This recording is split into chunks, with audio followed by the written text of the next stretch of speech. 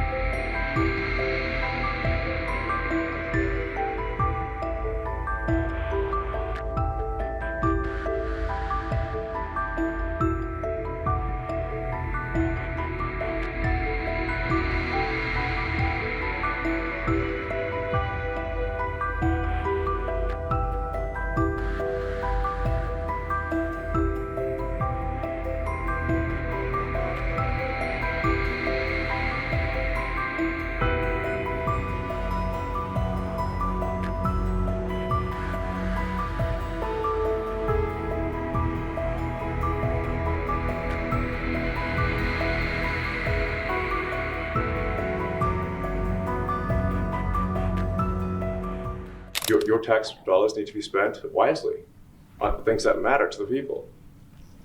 And I mean, these things, it's just common sense. It's not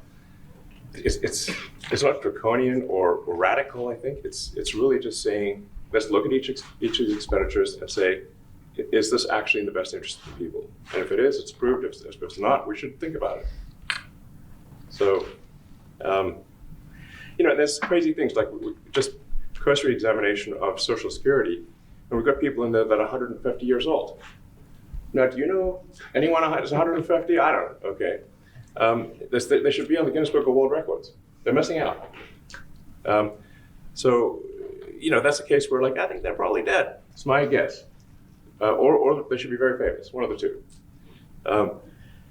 And then there's a whole bunch of Social Security payments where there's no identifying information. Well, like, why is there no identifying information? Obviously, we want to make sure that people who deserve to receive Social Security do receive it, and that they receive it quickly and accurately. Also, another crazy thing. So, you know, one of the things is like we're all trying to sort of right-size the federal bureaucracy, just make sure that this obviously there need to be a lot of people working for the federal government, but not as many as currently. So we're saying, well, okay, well, let's if people can retire, you know, with full benefits and everything, that would be good. They can retire, get their retirement payments, everything. And then we were told, this is actually, I think, a great anecdote, because we're told no, the most number of people that could retire possibly in a month is 10,000. We're like, well, why is that? Well, because all the retirement paperwork is manual on paper. It's manually calculated, then written down on a piece of paper. Then it goes down a mine. And like, what do you mean a mine?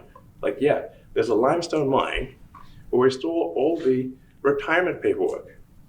And you look at a picture of this mine. We'll post some pictures afterwards.